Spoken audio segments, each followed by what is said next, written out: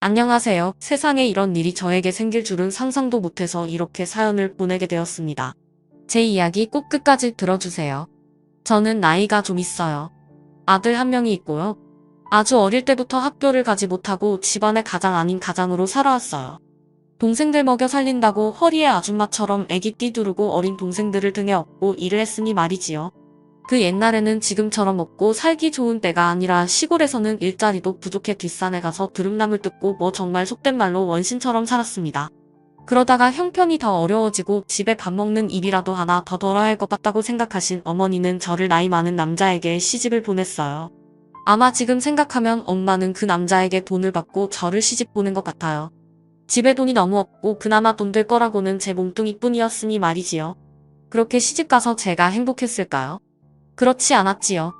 남자는 머리가 다 까져서 같이 다니기도 창피할 만큼 그 정도로 정상이 아닌 사람이었고 전 그 남자와 결혼하는 하루하루가 고통스러웠습니다. 그래도 이게 내 인생이다.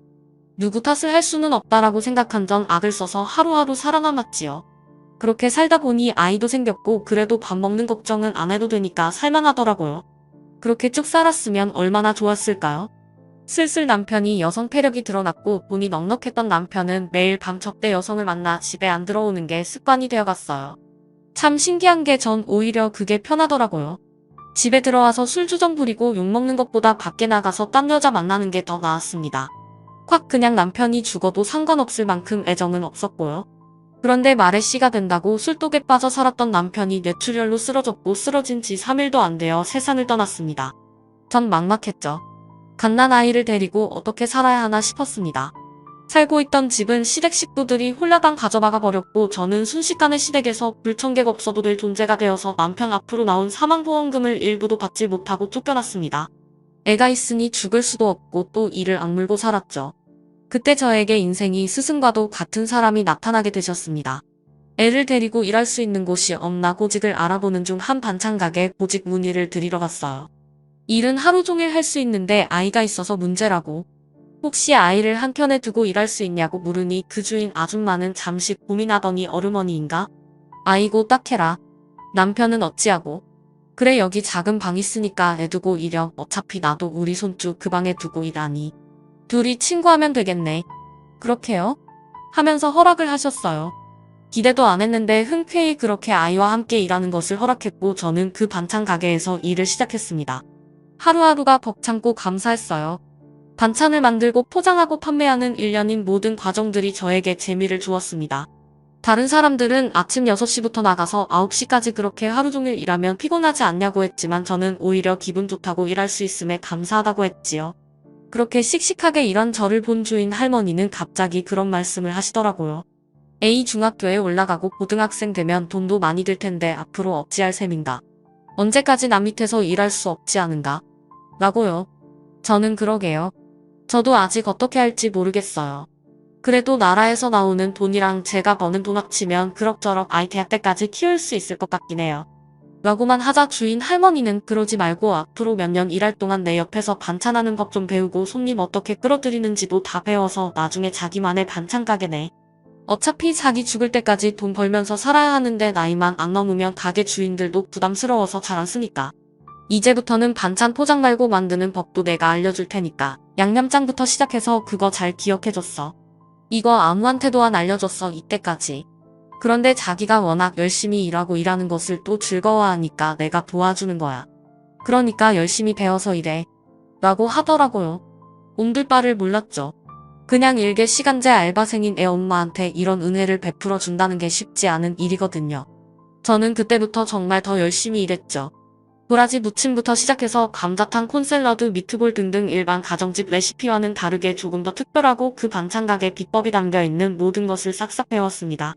다른 곳과는 다르게 맛이 좀 독특하면서 중독성이 있어서 제가 일하는 반찬 가게는 손님이 마를 날이 없었거든요. 그곳에서 몇 년 정도 일했을까 모은 돈도 어느 정도 생겼고 아이도 학교에 갈 나이가 드니까 저도 그 반찬 가게를 떠나 저만의 반찬 가게를 차려야 할 날이 오고 말았습니다. 이미 주인 할머니는 저를 떠나보낼 준비를 다 하셨고 저 또한 주인 할머니께 감사의 얘기를 표하며 그렇게 자립하게 되었습니다. 발품을 팔아 아파트 한 상가에 반찬 가게를 열었어요. 처음에는 그렇게 손님이 많지는 않았어요. 시간이 흐르고 입소문이 나자 점점 아파트 주민들이 제 반찬 가게를 찾아주셨고 하루에 매출이 30만 원을 찍을 때도 있었지요. 매출은 많았지만 퀄리티와 신선한 식재료를 우선시한 저였기 때문에 원재료 값이 만만치 않았고 순수익을 그렇게 많지 않았어요. 그래도 첫 월급 타서 제게 비법을 알려주신 할머니께 찾아가 은혜도 갚고 행복한 하루하루를 보내고 있었지요. 그런데 문제는 제 아들이었습니다. 아빠 없이 큰 그 녀석에게 미안해서 혼내야 할 때 못 혼내고 그렇게 키웠어요. 그게 화를 만든 겁니다. 중학교 올라가서 점점 삐뚤어진 그 아이는 동급생 학생들과 싸워서 문제를 일으키기도 했고 엄마인 저에게 막말도 서슴지 않았어요. 안 되겠다. 자식은 부모의 얼굴이다. 애가 이렇게 된 것은 내 탓이다. 생각한 전 정말 호되게 아들을 혼냈고 반찬 가게도 뒤로하고 애 교육에 심혈을 기울였지요. 아들아, 너는 절대로 남의 눈에 피눈물 흘리는 그런 사람이 되지 말구나. 아무리 돈이 많고 명예가 있어도 남의 눈에 피눈물 흘릴 사람은 절대 끝에 못 갈 수 없어. 알겠니?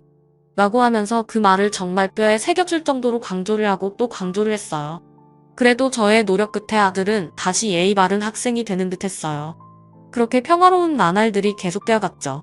반찬 가게는 감사하게도 매출이 꾸준히 났고 아들을 학교 보내는 데까지는 무리 없이 장사를 할 수 있었습니다. 매일 아침 6시에 일어나 반찬들을 손으로 다 다듬었어요. 도라지도 까있는 걸 사는 게 아니라 제가 3년 된 도라지를 사서 물에 불리고 그 껍질을 다 다듬었고 토마토 미트볼도 시중에 파는 토마토 소스를 쓰는 게 아니라 직접 찰 토마토를 사서 갈고 오레가노랑 소금 올리브유 넣고 해서 몸에 좋게 만들었어요. 손이 정말 많이 가고 하루에 팔 수 있는 양이 정해져서 어마어마하게 큰 돈을 벌지는 못했지만 그래도 몇십 년간 아들도 대학 보내고 제 집만 원도 성공할 수 있을 정도의 소소한 돈을 꾸준히 모았어요. 그간 단골 손님들 덕분에 매출이 꾸준해서 다행이었지요. 그렇게 세월이 흐르고 중학교 고등학교 철없던 아들도 훌쩍 커서 장가를 가네 많이 하니 참 많은 시간이 흐르게 된 거죠.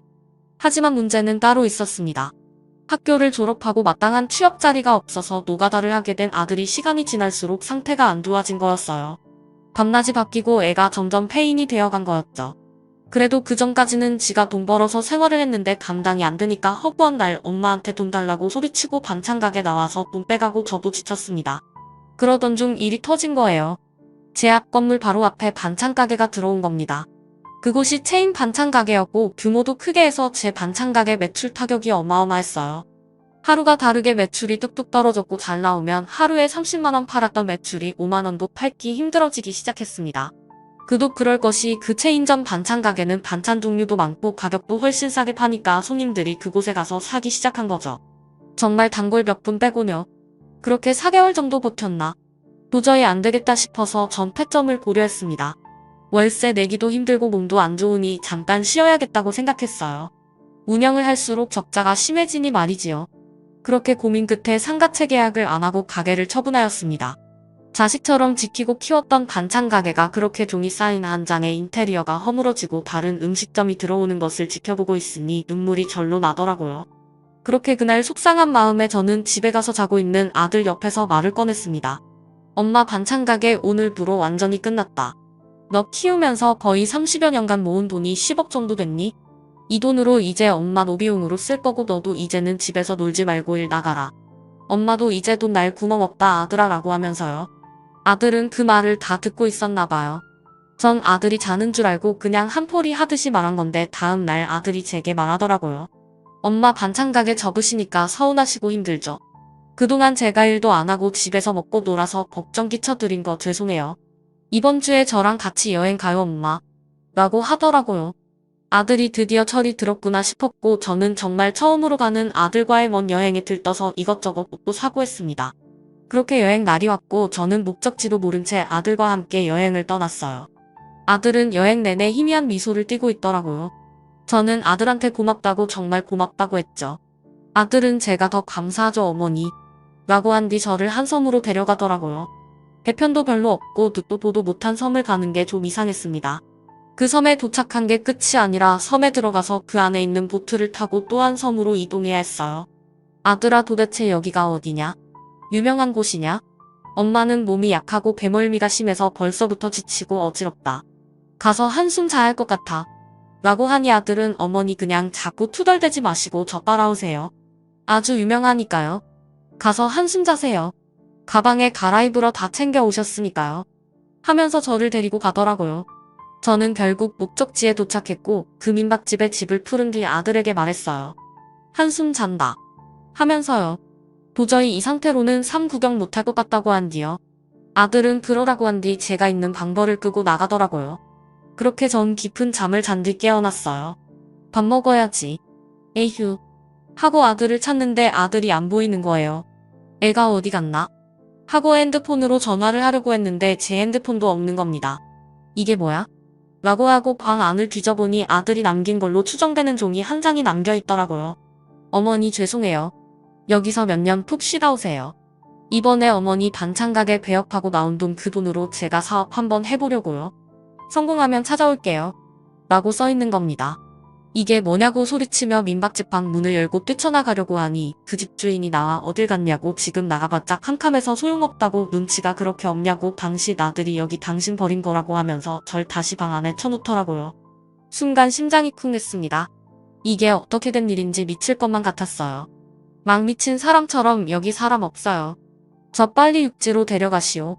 하면서 소리를 쳤지만 마을 주민들은 다 저를 미친 사람처럼 보는 듯 했어요. 알고 보니 이 섬이 영구주 없는 육지 사람들이나 자식들에게 버림받은 노인들이 섬노예로 사는 곳이었습니다.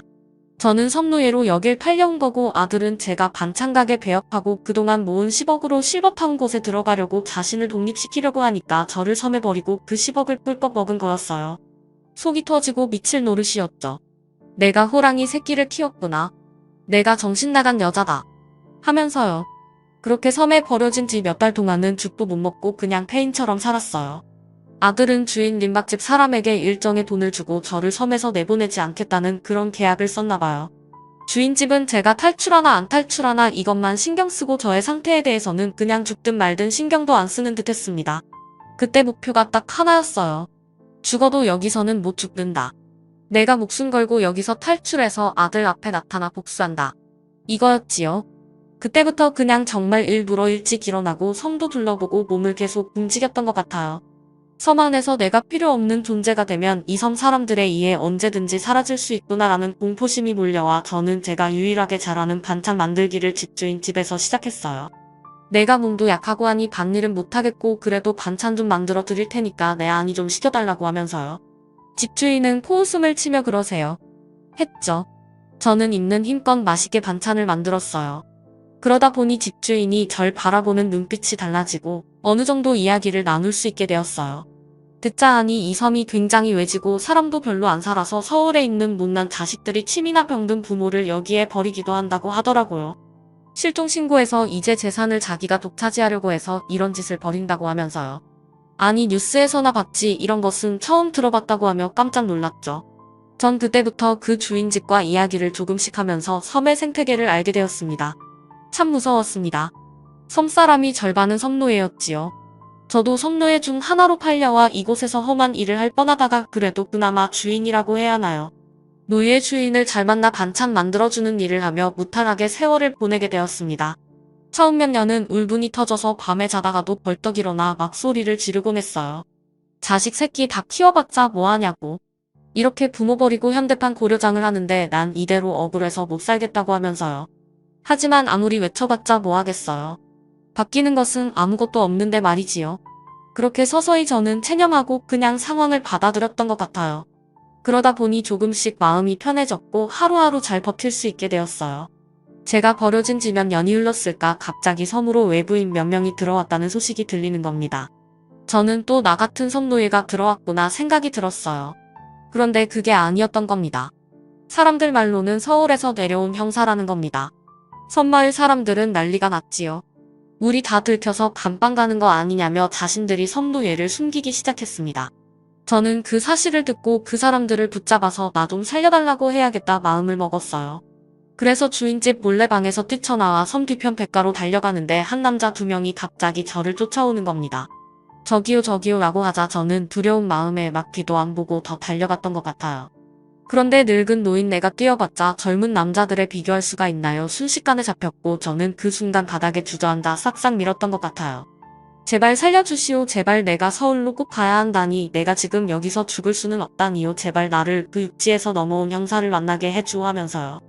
그러자 그 남자 2명은 아주머니 진정하세요. 심호흡하시고 저희 아주머니 해치러 온 사람 아닙니다. 김순자 씨 되시죠? 저희 아주머니 찾으러 온 거예요. 벌써 여기에 형사 왔다고 소문났어요. 장난 아니네. 일반복 입고 왔는데 아주머니 저랑 서울 가셔야 해요. 지금 여기 서울경찰서 난리 났습니다. 빨리 저희랑 같이 가요. 어쩌면 좋아요. 아휴 한 번 더 말해주세요. 나를 찾으러 왔다고요? 서울에서 그게 진짜요. 하면서 저는 어리둥절했고 자세한 이야기는 섬 밖에 나가서 말하자는 형사의 말에 저는 그 형사들을 따라한 보트를 타고 다시 큰 섬으로 넘어갔고 거기서 안전한 배편을 타고 이야기를 듣게 되었어요. 알고 보니 제 아들이 엄청난 범죄 조직단 뭐라고 말해야 하나요? 그러니까 뭐 한국인도 껴있고 저기 필리핀 동남아 쪽에서 일하는 범죄란도 껴있고 해서 전화로 사람들 속여서 돈 뺐거나 아니면 사기치는 그런 일을 했다고 하더라고요. 아들은 절 버린 뒤 바로 그런 조직단에 들어가 몇 년간 활동을 하다가 짬이 차서 위쪽으로 올라갔고 한국에 필리핀을 오가며 그런 일을 해서 어마어마한 돈을 번 거예요. 애가 하라는 취업은 안 하고 하루하루 돈 없어서 골골대니 아예 이런 검은 돈을 만진 일을 시작한 거였습니다. 그 말을 듣자마자 심장이 쿵 떨어지더라고요. 그래도 4배 아파 키우니까 그런 일이 연루되었다는 게 전 끔찍했습니다. 전 형사에게 말했죠. 어떻게 날 찾았냐고. 내가 여기 있는 걸 어떻게 알았냐고 물었지요. 형사들은 그러더라고요. 제가 여기 섬으로 팔려온 그날 서울로 간 아드님께서 어머님 통장에 있는 수억을 차명계좌로 옮겼고 그 차명계좌가 범죄계좌로 이용되어서 저희가 신고를 받고 그때 그 금융거래 내역을 추적했다. 그런데 그 돈이 이 섬으로도 흘러온 것 같아서 추적하던 끝에 아드님이 어머님을 이렇게 버렸다는 사실을 알게 되어 지금 찾아온 거다. 어머님 통장에 있던 그 10억이 지금 우리 사건에서 큰 역할을 했다고. 지금 아주 난리가 났다고 하는 겁니다. 무슨 난리가 났냐고 하니까 재정 재산이 범죄금으로 쓰였는데 그 범죄 수익이 코인, 무슨 코인으로 다 전환이 되었다는 겁니다. 그런데 그 코인이 10여 년간 엄청나게 상승을 해서 제 돈이 수십 배가 불어났다는 거예요. 이걸 찾으려면 원래 조인을 찾아야 하는데 그게 저였고 절 찾으러 온 거죠. 본인은 이 범죄에 가담한 적이 없고 이용당한 거라고 증언을 해야 한다고 하더라고요. 그래서 사람들은 절 찾기 위해 총력을 했다고 섬에 있던 저를 발견한 겁니다. 저는 깜짝 놀라서 그게 진짜냐고 물으니 맞다고 하더라고요. 가서 보니까 그 10억이 10배가 넘게 올라 있었어요. 저는 생전 처음 들어본 무슨 코인이라는 것으로 되어 있다는데 그런 건 잘 모르겠고 전 형사에게 말했죠. 거기 섬에 있는 사람이 절반이 성노예라고 제발 한번 거기 전수조사 좀 해서 거기서 나처럼 불쌍하게 갇혀있는 사람들을 살려달라고 막말했습니다. 형사들은 말하더라고요. 그건 아마 그 관할 지역 경찰과 형사들이 수사를 해야 하는데 일단 접수는 해놓겠다고 하는 겁니다. 안 된다고 접수하는 것만으로는 안 되고 적극적으로 수사를 해서 그 섬 사람들 싹 다 벌주고 노예를 구해야 한다고 무릎을 꿇고 빌었습니다. 형사들은 알겠다고 정말로 자기들이 그럼 책임지고 다 까발리겠다고 하더라고요. 안심을 한 전 수사 증언에 적극적으로 참여했고요. 아들은 결국 징역형을 받아 지금 옥살해를 하게 되었습니다. 너무나 미운 아들을 보고 전 말했죠. 내가 어찌 애미를 버리냐. 그깟 돈 때문에 이 애미를 평생 키운 애미를 섬노예로 팔아버려. 너는 고려장을 한 개야. 도대체 왜 그런 거야? 왜 어차피 내가 죽으면 다 내 돈이 될 건데 뭐가 그리 급해서. 니를 업어 키우고 널 위해 살았던 엄마를 버리니 내가 사람이냐. 짐승이지. 라고 말하니 아들은 고개를 푹 숙이고 말하더라고요. 어머니 제가 뭐에 씌인 건지 모르겠습니다. 그냥 그때 반찬가게 폐업하고 생긴 돈을 제가 가지고 사업을 하고 싶었어요. 제가 돈 달라 하면 당연히 안 된다고 화를 낼 엄마 모습이 뻔하니까 눈이 획 돌아서 그런 패륜짓을 저지른 것 같습니다. 저를 용서하기 힘드시겠지만 못난 아들 더 이상 맘에 담아주지 마세요. 전 그냥 쓰레기인 것 같습니다. 여기서 평생 반성하고 참회하고 저 때문에 상처 입은 피해자를 생각하며 살려고요. 어머니한테도 죄송합니다. 면목 없습니다. 라고 하더라고요. 애간장이 끓었고 내가 무슨 죄를 지어서 이런 고통을 받나 싶었습니다. 하지만 냉정해져야 했어요. 전 말했죠. 달게 벌 받으라고. 그곳에서 자유도 한번 뺏겨보고 내 엄마가 섬에서 받았을 고통을 곱씹으면서 완전히 새 사람이 되어서 나오라고. 인간은 같은 실수를 되풀이하지만 제발 내만큼은 이제 그러지 말라고 따끔하게 말했습니다. 그리고 또 한 마디 덧붙였죠. 내가 내 돈으로 코인인가 뭔가를 해놨던데 그 돈이 어마어마하게 불었다는 거 너도 알고 있을 게다.